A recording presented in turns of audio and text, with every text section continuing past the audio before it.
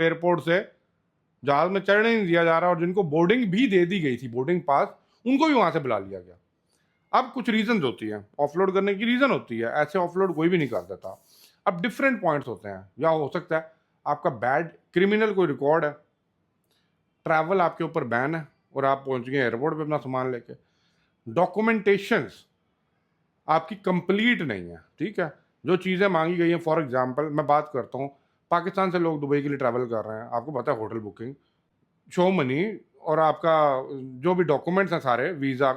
Return ticket, सब कुछ आपके पास है, इंश्योरेंस है,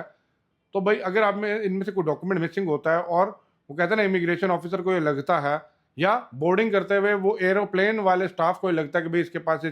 डॉक्यूमेंट्स नहीं है, दे ऑफलोड यू, या वो आपको साइड में बिठा देते हैं कुछ देर के लिए, फिर आपकी बातचीत करवाते हैं, एंड में ठप्पा मरवा देते हैं, इवन बोर्डिंग करने के बाद भी हो जाता है।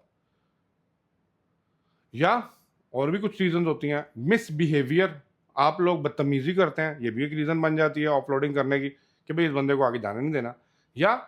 आपका सामान जो है उसके अंदर कुछ ऐसी चीज़ें, ममनू चीज़ें निकल आती हैं जो भाई अलाउ नहीं है, और आप फोर्स कर रहे हैं वो ले जाने के लिए, तो आपको ऑफलोड करके स्टैंप लगा के साइड पे कर दिया जाता है ताकि आपके ऊपर इन्वेस्टिगेशन की जाए। अब एफआईए ऐसा क्यों कर रही है? मैंने आपको बताया, स्पेशली ये जो मिडल ईस्ट की तरफ फ्लाइट्स जा रही हैं,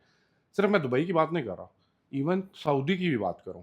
ठीक है, वहां पे देखें उन कंट्री द्वारा भी उस कंट्री की इमिग्रेशन के ऊपर प्रेशर दिया जा रहा है कि भाई आप लोग, हमारा तो चेक इन बैलेंस है ही है, जब वहां पहुंचेंगे हम तो चेक कर लेंगे, और फिर हमने जब चेक करना है तो फड़ के फिर जेलों में डालेंगे। तो उससे बेहतर है कि आप अपनी कंट्री के अंदर ही उनको चेक इन बैलेंस कर लीजिए, जिस एयरपोर्ट से वो आ रहे हैं, जिस एयरलाइन से आ रहे हैं, उनकी जिम्मेदारी लगा दीजिए कि भाई ये बंदे का सारी चीजें सामान चेक करो, अगर वो एलिजिबल बनता है गो अहेड, उन्हें आगे टोरो, बाकी हम आगे से सेकंड वेरिफिकेशन करके उनको छोड़ देंगे। The reason is why, because पिछले कुछ सालों के अंदर नहीं, कुछ महीनों के अंदर आपने कितनी तेजी से दुबई के अंदर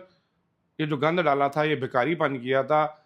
लोगों का लेना देना मारा था यहाँ पे। उसके बाद जब यहाँ पे यूएई ने थोड़ा सा आपको होल्ड पे किया, थोड़े चीज देखें, रियल टाइम रिस्ट्रिक्शन डॉक्यूमेंटेशन पे लगाई कि रियल ट्रैवलर आए, तो आप लोगों ने रुख किया सऊदी की तरफ। वहां जाके आपने कहा ना भाई, मस्जिद नबवी को भी नहीं छोड़ा, मक्का मुकर्रमा को भी नहीं छोड़ा, और आपने वहां पे भी जाके भीख मांगी, और आज भी मांग रहे हैं, और जब ये मेरी वीडियो देखते हैं तो मुझे गालियां देते हैं कि अली भाई गरीब मस्कीन लोग हैं, खुदा का नाम लो,